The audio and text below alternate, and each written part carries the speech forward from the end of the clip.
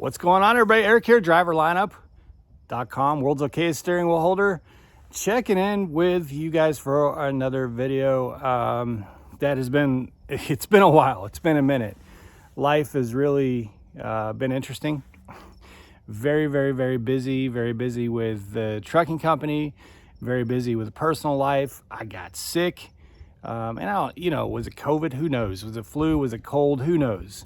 But was kind of down for the count there for a while and just trying to get my bearings and get back into things. I do want to say real quick that something Jenna and I are extremely excited about is that the Driver Hub podcast is coming back in January. This is something we're working on an audio studio. We're working on getting some programming set up for that. And it's going to be a lot of fun. If you're not already subscribed to that on any podcast app, be it Apple, Google, Spotify, any of those, just look for Driver Hub. That's the name of the podcast. Most of it's old stuff, but that's the same podcast that we'll be uploading the program on beginning in January. It's going to be hosted by Jenna and I, and we're going to talk about trucking. We're going to talk about, yes, even some politics. Oh, no. From a way that I think all of you will be comfortable with, and just a little bit of everything. We're not just going to focus on the trucking industry, but we will certainly cover freight and make that kind of the basis of it. But the podcast is really designed for the driver community, and we're super excited about that. Anyway, as I said in our Discord server like a week or two ago, I want to talk about fuel. That's coming up in the next video. In today's video, I do want to say something that probably a lot of folks don't want to hear, and a lot of you already know, and some of you are probably in denial about, but it is the case that freight is shit right now. You'll see it all over social media. You'll see it in news reports, and it is absolute truth that freight is in the economy. I don't care what the spoon-feeding government tells you or what all these, and I know there's going to be people saying, oh, it's not that bad. You got to, just believe the reports and have faith. Look, what is really out here on the ground is what I go off of, not what some cooked up data report tells me. Just like I put a video out like a year and a half ago, 2 years ago, telling everybody inflation is going to go through the roof. And this was before it happened. And sure enough, here comes in the comments, oh no, it's going to be transitory. It's not going to be a big deal. Man, obviously inflation went the way it went. I'm not saying that I'm right about everything and everybody else is wrong. I'm just saying there's certain things that I really pay a lot of attention to based on the reality that's around me, not on some press release or data that's cooked up that some government agency or something's feeding to us. Freight is bad. The economy is bad. That is not a partisan issue. That is not a Republican or a Democrat thing. I'm neither a Republican or a Democrat. I'm telling you that it's bad. Freight always slows down at the end of the year. That has always been the case. But it doesn't always slow down this quickly, this early, or at least it hasn't in my experience. Usually run pretty, especially in refrigerated. Now I can't speak to dry and all the other good stuff, but for refrigerated, you usually run pretty strong through Thanksgiving.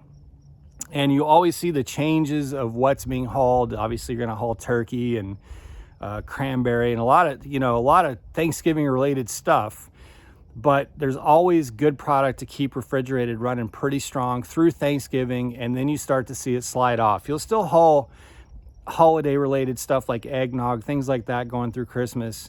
But generally we see freight pretty strong through Thanksgiving, or at least, again, I have. And your experience may be wildly different. I'm just telling you what I see. I have multiple trucks out there running.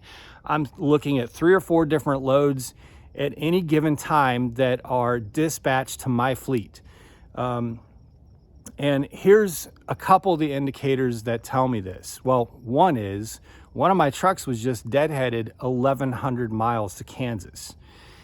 And my initial inclination was to really fight back on that. If it were me, I'd be pretty peeved about it.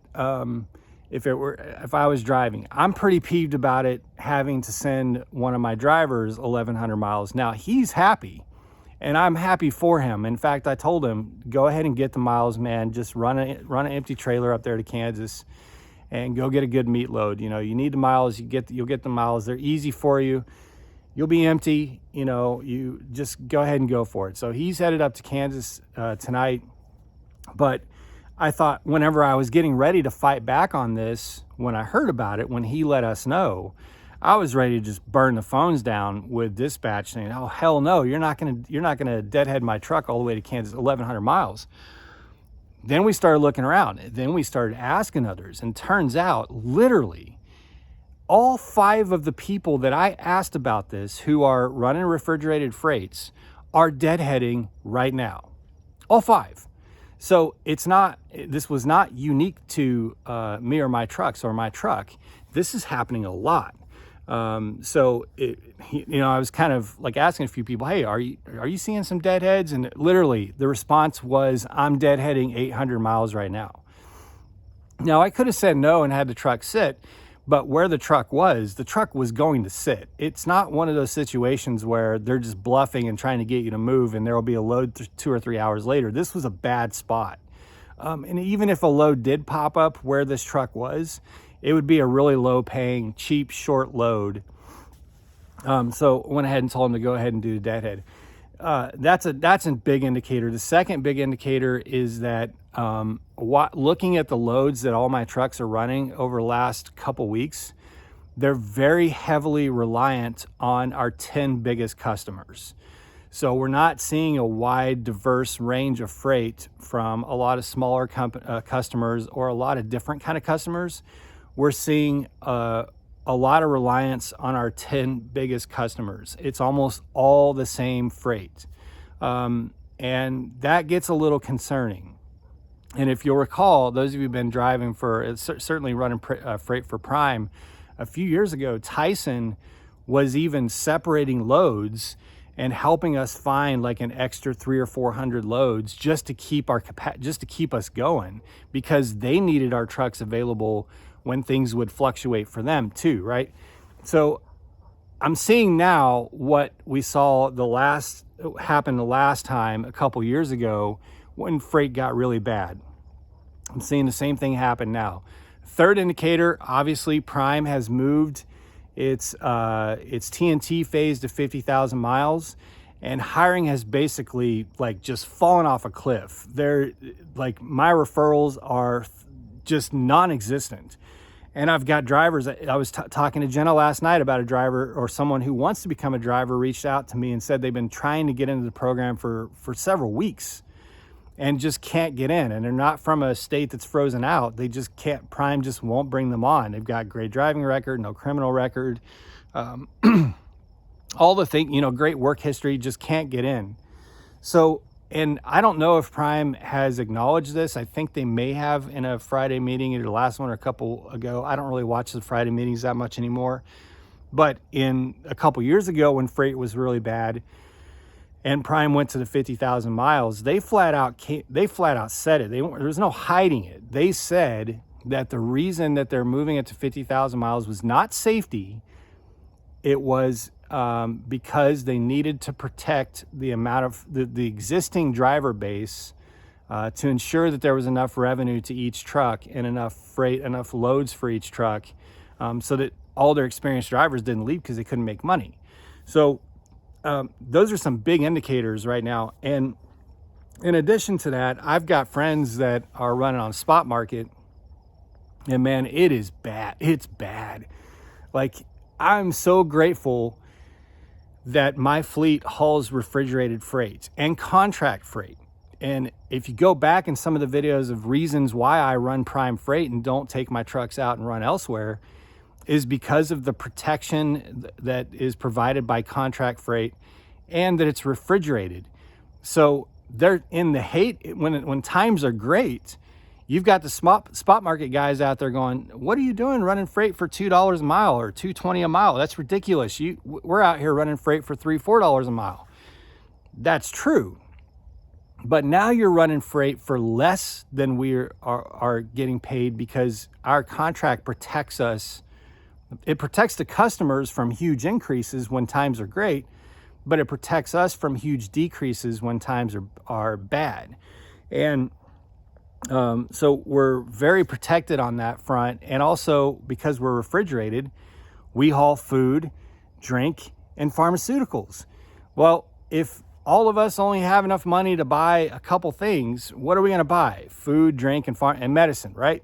So we're hauling what, in a bad economy, everybody still has to get. And we're hauling it for contract rates that are protected and kind of help insulate us against real economic downturns. So I think, if you're a prime driver, I wouldn't be hitting the panic button. But I do think that you need to not be so picky about freight right now. Run what there is. And, when times are great, you can afford to say, nah, I'm not going to run that. I'm going to sit and wait. When times are bad, you kind of got to go with what's available. And that's the situation that my trucks are in, and certainly some of the friends that I have that I'm communicating with about this.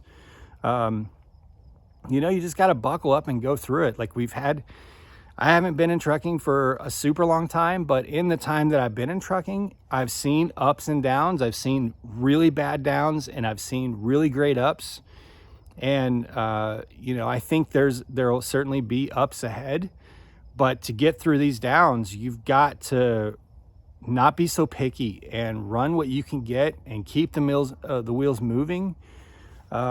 If there's a really, really bad time, like a really bad week, and there will be, a bad week or two or more at the end of the year, use that time to go home, get off the road, take advantage of it. Don't fight with it. So, I don't want this to sound like demoralizing. It happens. But I also don't want to pretend like it's not real. The truth is, the economy is just not in good shape. The amount of freight coming off of freighters, ships, is way down. The amount of freight coming off of trains is way down. The amount of freight coming off of truck docks is way down. Like, that is the reality that we're in. And you need to be really smart about it and work your way through it. And if you can come out on the other side, just as what happened a couple years ago, a lot of people parked their trucks or left the industry. So when the market started going up for trucks, in favor of trucks, well, there were fewer drivers, and all of a sudden the rates went up, and it was a heyday for everybody, right? So you got to figure out how to get through these times, and try to be prepared for them. Try to save. Make sure that you're not taking quite as long of home time to keep yourself from going into a hole it's hard to claw out of. And just be mindful and think things through, I guess. So I hate giving negative message. I'm always so positive on my channel, but it is what it is. Like, I'm not going to try and sugarcoat it and say everything's great. Don't worry. You guys, you all know what's going on out there. If you're sitting at home waiting to come into the industry, maybe it's not the best time. Don't quit your job yet. But it will get better. We've been through this before. Even in a short time, I'm like 4 years in now in the trucking industry, I think, almost 4 years. Even in that time, I've seen really, really bad times, and I've seen really great times. So they come and go. And those of you who've driven for 10, 15, 20 years, you've seen up and downs all the time. So that when you're in that valley, there's going to be a top of a peak. And when you're on that peak, there's going to be a valley ahead of you. You have to just understand that that's the way it is. So anyway, no big solutions for you, no big problem solvers or brain busters, but just wanted to give you guys my thoughts on it. It is what it is. So next video, I talk about fuel, and hopefully I'll have that up either tomorrow or the next day. Guys, be safe, make good decisions, and as always, drive to thrive. Check in with you soon.